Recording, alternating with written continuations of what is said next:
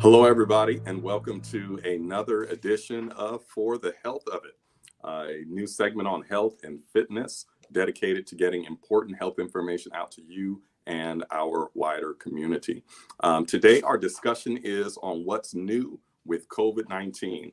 There's a lot in the news. There's a lot of new research and information that is out. There are a lot of things that new models are predicting, and we feel that it is important to get this information to you as soon as we get it. And we have a great asset and professional here today. Our guest today is going to share with all of us the latest information on COVID-19 and what you can do to protect yourself, your family, and be prepared for the upcoming shifts and waves that are being predicted for the future. And so our guest this evening is Dr. Adjoa Smalls-Mantey. Dr. Adjoa Smalls-Mantey is an ER psychiatrist. She has her PhD in HIV and vaccine-related research. She also works with media outlets providing medical reviews as well. So we are grateful to have such a gift and a blessed and competent person to come and talk to us about COVID-19 and about vaccines. Dr. Adjoa Smalls-Mantey, welcome, and thank you for joining us today. Thank you. Dr. Adjoa, officials are saying that there could be as many as 100 million new COVID infections this fall. Why may so many people get COVID, even when much of the population is already vaccinated? So the first thing to know about getting a vaccine is that it's not to prevent you from ever getting sick, it's to prevent you from getting seriously deathly ill if you do get infected. So even though many of the people in the US have been vaccinated against COVID, there is a chance that they may have breakthrough infections if a more contagious variant comes around, like the current Omicron variant.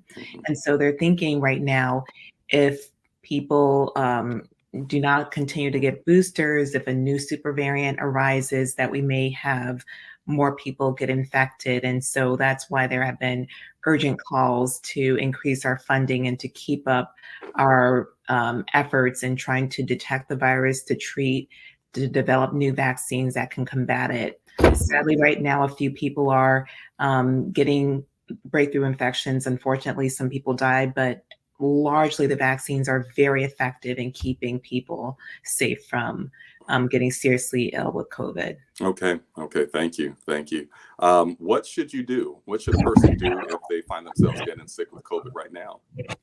So the first thing to do is to make sure you don't spread it to somebody else. So isolate yourself. And that is, being by yourself for about 5 days. If you're feeling a little bit better, you can be around other people, but still within 10 days, you want to make sure that you're taking precautions, wearing a tight fitting mask, definitely not going around anyone if you've had a fever, not traveling. Tell your close contacts that you have tested positive for COVID so that they can also be aware and maybe quarantine if they have to.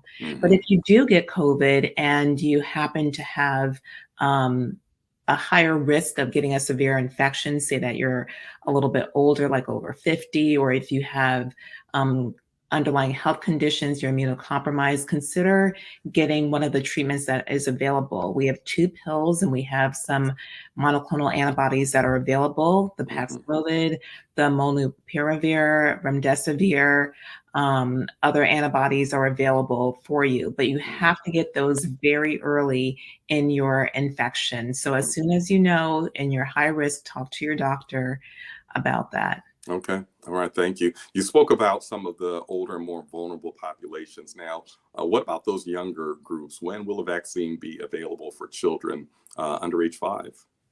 We're hoping very soon, maybe next month by June. Right now, we currently have a vaccine for kids 5 and older, but Moderna has just put in their application for a vaccine for emergency use authorization for children 6 months to 6 years old. Pfizer has requested boosters for the older children and is expected to put their application for children under the age of 5 in by the end of the month or early June. So Okay. hopefully going into this summer, children will now have the opportunity to get vaccinated. And that means that almost everyone in the family can be vaccinated and much safer from COVID. Wonderful, wonderful. Dr. Joe, you do such a wonderful job getting this information out to our community, to our lay folk who might not understand all the details of the research and what is out there. So thank you for making this information accessible and making it very plain. You also have done something else to kind of help make this information very practical for families. You recently co-authored a book, a children's book. Could you tell us a bit about it? Yes, I co-authored the book, Anjali the Brave, all about vaccines.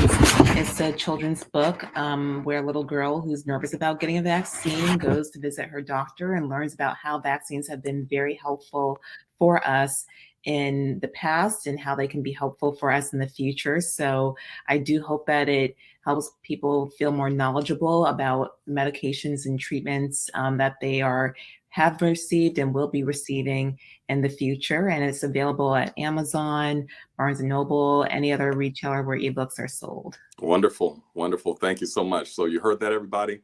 Get the book Anjali the Brave, and make sure that if you don't have children, share it with other kids, maybe in your family or in your community. It will bless them and help them understand what we're in and just the efficacy or the safety of vaccines. So again, thank you so much, Dr. Smalls-Mantey, for sharing this very vital information for us. This blessed me, and I know it's going to bless our wider community. And thank you, everyone, for coming and joining us for another segment, another edition of For the Health of It. If you enjoyed this, please like, please share, please subscribe, please follow us, and share this with somebody else who you know it will be a blessing to. Until then, may God bless you and keep the faith.